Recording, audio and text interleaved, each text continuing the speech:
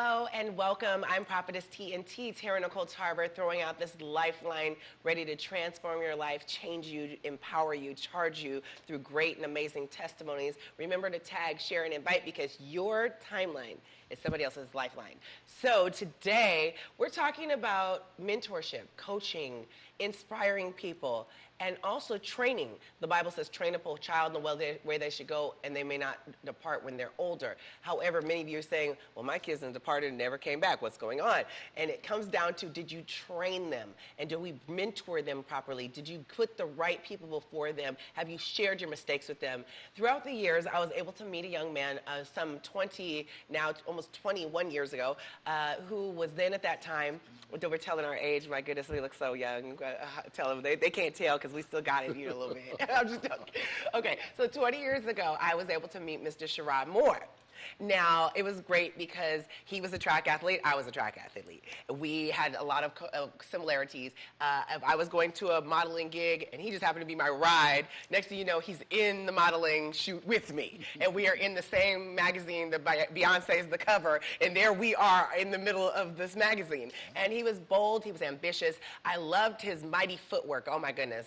When it comes to football, he was the football player. He was on Snoop Dogg's team and his league, and he was always coaching, and it seemed like our lives just began to cross throughout the years. Now, as he's a teacher, all of a sudden, he's at the school where my kids are at the school. So after school, he's my low-key babysitter. He's sitting there because my kids would go sit in his classroom till I got off of work, and I would show up over there. And there he was. So throughout the years, I've been able to like weave in and out of his life and see what a mighty man he's been, but what an inspiration, how he is helping people to get into colleges, how he's helping them to succeed, women and men, and taking this job of coaching and teaching. It's literally not just a passion, it's a calling from God, and this is more or less his ministry without him even being a minister or a pastor. He is literally that man that God has anointed. And right now, I love to say, and it just touches my heart, that I have an older set of kids and a younger set of kids. He's actually mentoring now my younger two sons, coming back full circle. And I just want to introduce to you Mr. Shaurad Moore.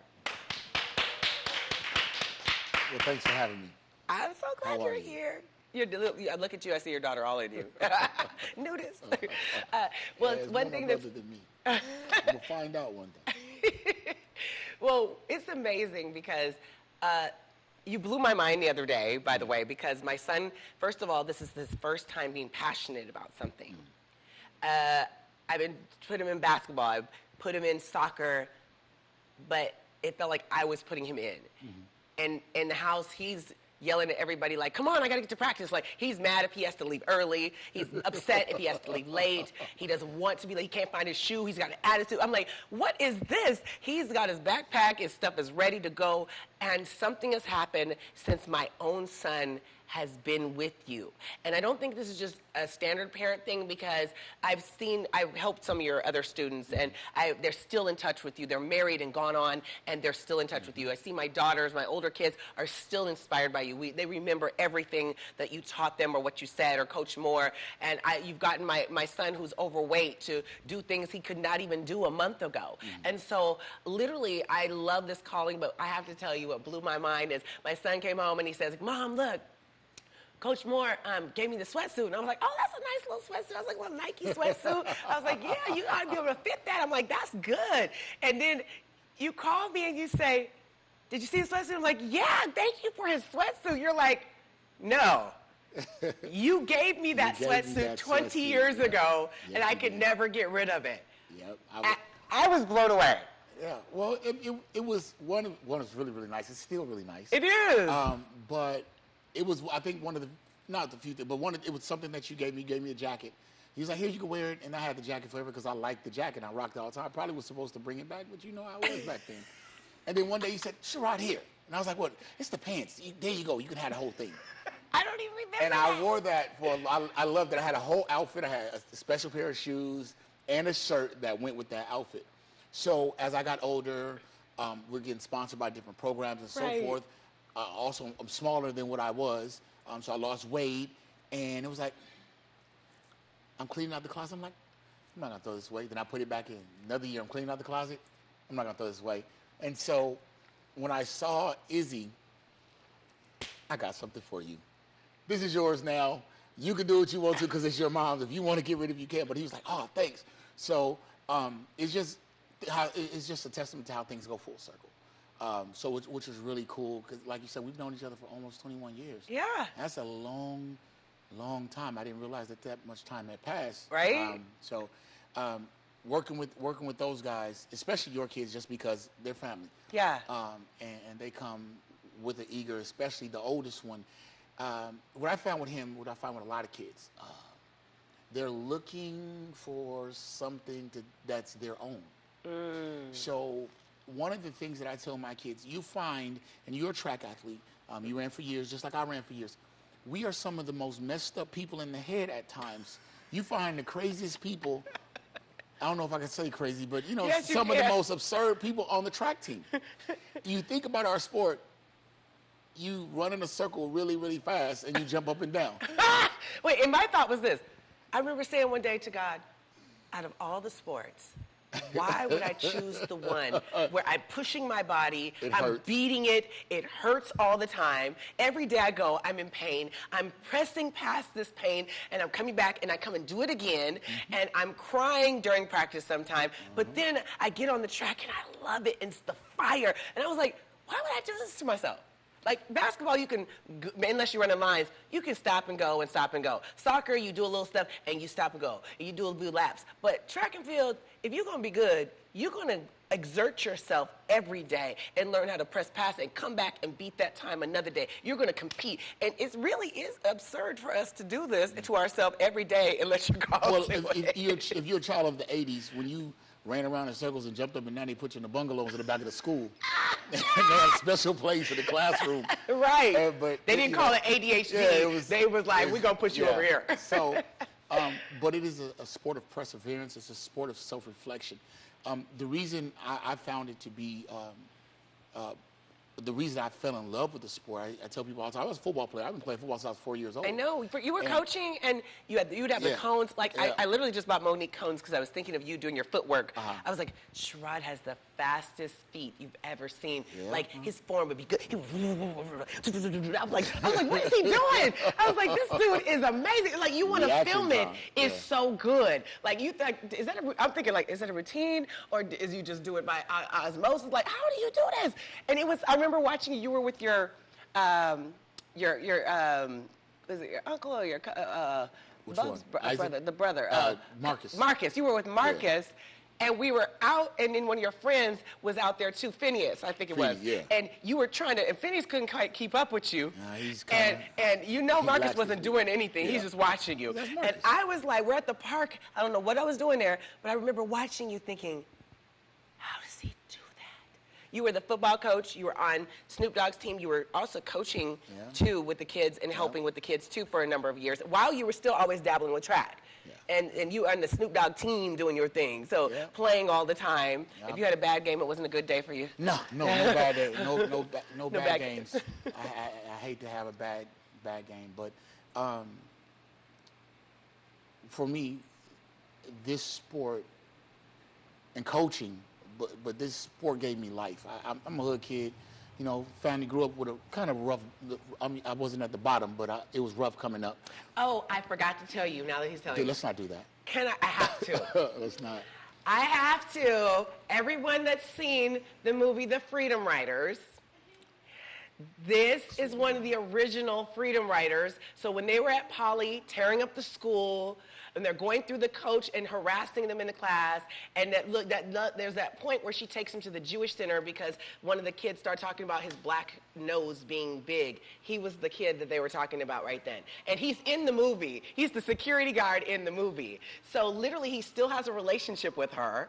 And my kids were going to her house, like inspiration. So the movie was not just like, you see that, and if you watch The Freedom Riders, and maybe tonight you watch The Freedom Riders, they were showing how rioting it was, how crazy the school was, and literally, like, was it really that bad, or did they exaggerate? At times. It really would be? Yeah, so the fight sequences, and those things were real. We had those instances. Really? Campus, yeah. So it was pretty close to, so your high school experience was what you Yes. see on that screen. And that was one of the better high schools in my area at the time. Gosh. So what I found, I started running track in the 9th grade. I ran because I wanted to play football and I wanted to be faster.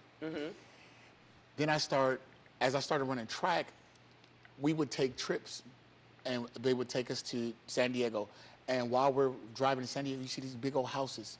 You see, instead of the one guy in the hood with the Porsche, you see a Porsche dealership. You're running on college campuses, you're seeing professional athletes, and you realize that you're a part of that culture. You realize that there's something more than your bubble. Right. So as an adult, as a teacher, as a coach, I realized that the difference between our kids and the kids in the Hamptons, the kids in the difference between the kids in New York, the Bronx, and the Hamptons, the difference between the kids in South Central LA and South Orange County is their exposure to what success is and what success really means to them. Whereas a lot of those other kids are exposed to healthy success. And so they go to work with their parents, they go to work with their parents' friends, they take vacations, they do positive things. Where in the hood, we don't necessarily do so much. We don't have a lot of examples of that. So when I took over this position I have now, it was my goal to expose my kids to as much healthy success as possible, no matter what your experience at home. So I would tell them, when you come to the gate, and we have a trash can at the gate, you got a problem, you write down your problem and you put it in the trash can. And you come through that gate and you leave all that at the door, and you run hard enough, you run fast enough. There's two things you're gonna find out. You're bigger than that problem and you're stronger, so when you come back you can deal with it, or you run far enough and fast enough that that problem doesn't want to chase you anymore. And so I push my kids to believe that they're bigger than their problems, no matter what it may be. I support them, I encourage them, especially through their downfalls, especially the ones that are written off, that nobody wants to work with. I walk the campus and say, hey, you look pretty fast. I saw you running from staff. You ever think about running track? You know, not that you're running from staff and I'm going to get you in trouble. No. I'm run looking at technique like, woo, he gonna get a referral, but he fast. Let me go talk to the principal and see if I can pull this guy in. Like, hey, see, that's optimistic. Here are your options. Be optimistic. Yeah. So, I've loved the sport for years, and I love coaching it more. I love the lessons behind it, and I love the fact that with it being an individual sport, it's about individual growth, and you don't have to compare yourself to the next person to be good or bad. Right, you got to beat that time clock. You're beating the clock. You're beating yourself. And it prepares you for life, because when we are having our darkest times and our hardest times in life is when we push through, just like the 4. When you get around the corner and everything hurts and everything locks up. 350 mark. And let's go. Let's go. What do you have left? And that is where success is achieved. That success is achieved on the other side of the pain, on the other side of the struggle. Not necessarily that it hurts, but it's difficult. Same thing with planting and so forth. So being able to do this I've been coaching since I was 17 years old. A lot of people don't know that. I was at a track meet and a young lady said, can you teach me how to hurdle? Sure. And I would catch the bus to Cal State Long Beach, and I would work with her every day. She went to the rival high school, but she was a girl, so I didn't care about helping her. You know, I didn't mind helping. She was a boy. I didn't be like, bro, I can't. I don't do the adversary thing. And that was the first person that I coached. Later, I coached her daughter. Wow. For a while, I've coached her family members, but this has been my thing since I can remember. It's so exciting because, like, I tried, when the pandemic started especially, it was like, at first you have to plan as parent, like, okay, so it's basketball season. We're going to send you to where you're going to do basketball. And it's football season, so you're going to sign up for your team. But since there were none of those sports available, I had to look at, like, okay, what am I going to do? As parents, we're looking for something to do with these kids. I'm like, you know. And so I tried, we have a mutual friend, and he's just so busy, he couldn't really do it like he was before. And then Isaac wasn't catching on. But when I send him to you, the anointing is on you for what you do. I had no idea this was going to happen. Like, it's the first time I'm so excited, because I realized not only does my son need a man in his life, a strong man, a man that loves his child and understands family, a man that is consistent and diligent, and you push them to be better and you care. He needed that, and he loved it. But you know what I thought was really interesting is that I'm thinking, like, he's going to be behind, because, you know, I started at 6. I was a kid doing it. I grew up doing it. So he's older starting, and you're like, I remember you called me and you're like, he's got grown man strength. This and I'm like, is this is my baby. What are you talking This about? He's kid's like, amazing. no, he's not a baby. Like, do you understand? But this man, either he's like, what are we gonna do with him? We're either gonna make him a football player, or we're gonna slim him down. And and all of a sudden his waistline started getting smaller. All of a sudden he's eating like crazy. He's drinking water and he's doing all this stuff. But I was surprised when you were saying like, hey, he's keeping up and he's doing these workouts. And he was like, so he comes home and of course I'm like not the most sympathetic parent at this moment. He's like I'm just so tired, Mom. I feel like everything in me is like locking up. I was like, you got to do these chores right now. I don't care about your stuff locking up. You need to do X, Y, and Z. And he's like, Mom, I just need. I'm like, no. So it was so funny. A break. I know. I was being such a parent. I feel so bad. And so. That he says, I'm so sore. I don't know what you guys did like a couple days ago. He's like, I'm so sore. File day. Yeah. And so I said, go in that pool for 30 minutes. I said, move the arms, move your legs for 30 minutes in the pool. I said, when you wake up in the morning, you're going to feel much better. So I'll say this to you. What? I got that workout from you because I got it from my coach. you got it from your coach. And you guys pre-meet day on after hard days, you would tell me you go in there for 15 and you do all your drills and just move around the water. You wouldn't soak, but you would move around. I remember that, and you told me that maybe 2001. This was the workout. We had to do our workout, and then we had to do 50 pull-ups, 50 dips, and Monday and Tuesday, both days, and we had to do weight room on Monday and Tuesdays. So Wednesday, everybody was sore. So we would go do the 40-minute or 35-minute pool workout. We had to go to the pool. The next day we had to run a 350 all out to time ourselves who was going to win, and then we competed on the next day. 350 was crazy. So it hurt. It 150 in me. That's it. Oh, Lord. I do love too. I'm 100, 200. Yeah. Like, if it's I pass the 200, it's a long distance It's for none me. of my business It's after not that. for me to do. Like, I'm going to cry. Oh. But I just thought it was amazing because he went and did it last night. And I was like, okay, you good? He's like, yeah, I feel better. I was like, okay. But I just loved it that you're inspiring them. And your own daughter is super inspired. And she's so smart. And she's so talented, and she's not scared, and she has a boldness because she has her father in her life, and she is able to. I mean, she's like here, and she's out on the track with you. You were taking her everywhere, so now to see her in like grown woman body. Yeah, dads don't like the guy. We don't like that part. Yeah, like she's totally grown. She's just turned 16, and I was there when she was born, so it's kind of like a shock, like, wow. But the kids are in the mix, and to keep the kids in the mix of this thing and let God mold them, and then finding out who they are.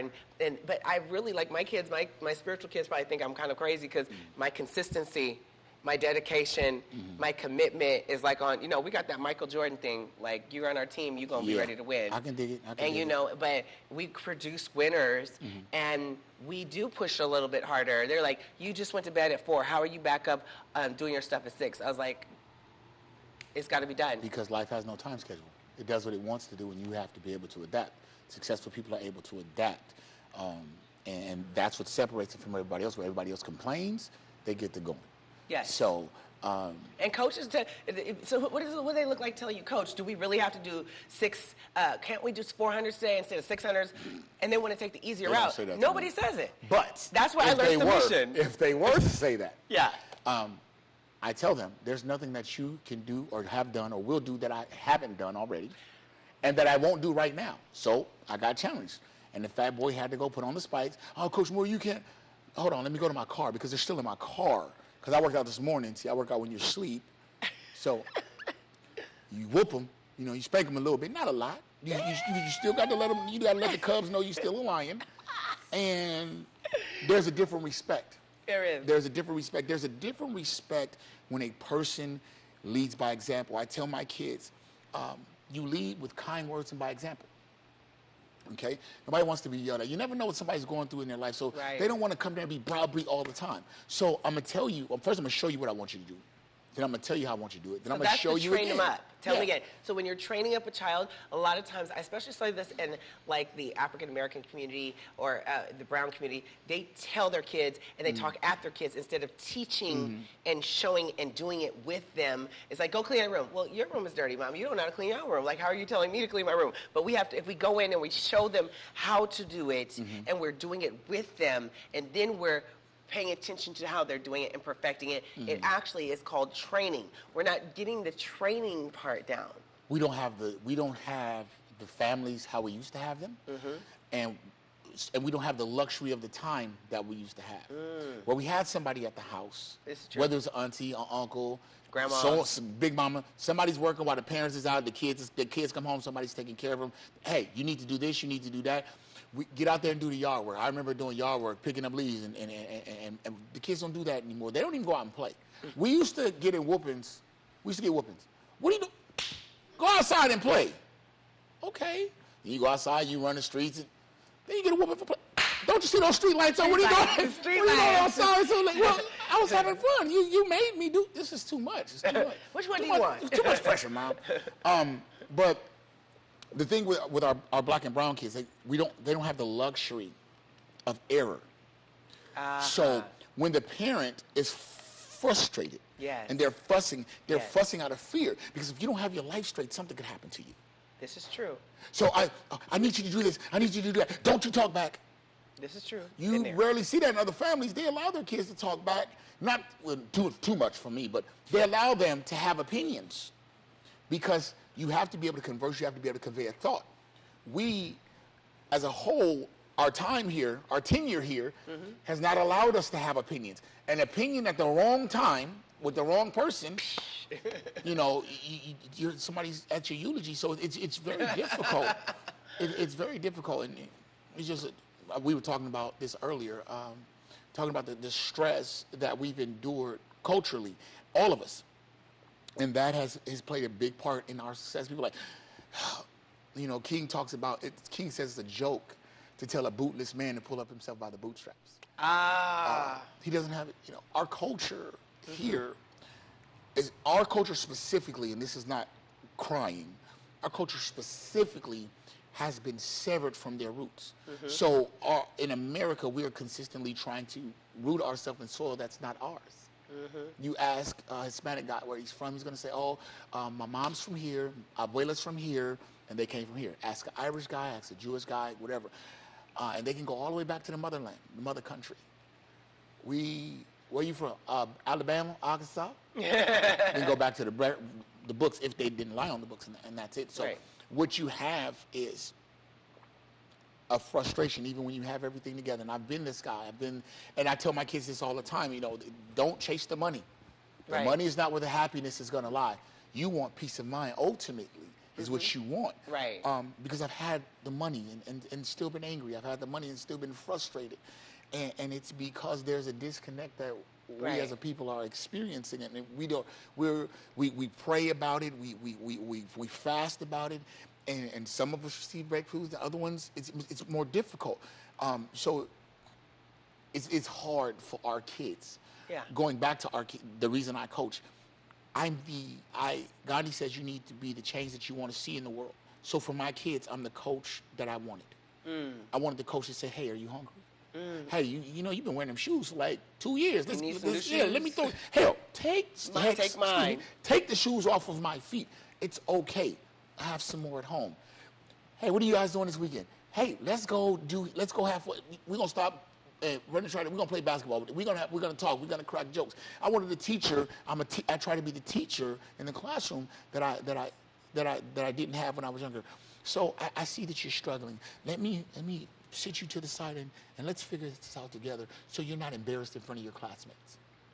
Let me not call you out for the haircut. Let me not call you out for the clothes that you're wearing. Let's get you some clothes. Get you a haircut. Let me not call you out because you're the only black kid in the classroom. Let me not sit you in the hallway because you're too loud, but let me hear what you're trying to say. Generally, our kids scream and holler in our presence because chances are we're the only person they're going to listen to. They may not get listened to at home. They may not get heard at home. So the one place where I can beat on my chest, or I can feel like I'm somebody, I can have some sense of power or authority, is here. And my job as a coach is to teach them how to use that. Yeah. You don't shut a kid up for talking. You don't stop a kid from fighting. You teach them what to talk about and why to fight. And when you do those things, you raise the future leaders of America. Yes. You raise the future prayer warriors. You raise the pastors, the deacons, and so forth. You raise the good fathers, the good mothers, the good wives and husbands. That's where that comes from. And I think, I've seen that in the church because I've come up and I used to be like, well, God, why did I get to see the pastors that manipulated their position, or why did I get to see the people that didn't manage the people well, or why did I get to see the people that wouldn't grow with the times or advance things? And realistically, it was not to see a problem, but to see how I could be a solution.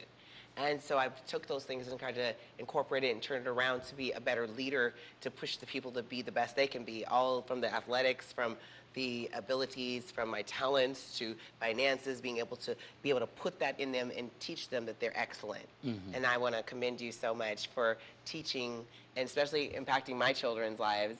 I remember you came into Aaron's life, my son. He's 23 now. Why are you on this car with a skateboard? He was on the top of the car. Skateboarding down the car. Skateboard down the top of the car, and he snatched him off. And so next thing you know, I have this picture of him and Shaurad, and he has a football, a man-sized football, but he's a little boy with these long blue shorts on and a white shirt, and he's throwing the ball with Shaurad in my front yard. I remember that. I have the picture of it, and it's such a heartfelt thing. So thank you for your commitment. Not a problem. If nobody's ever told you, thank you for your love, for your heart, for every misunderstanding.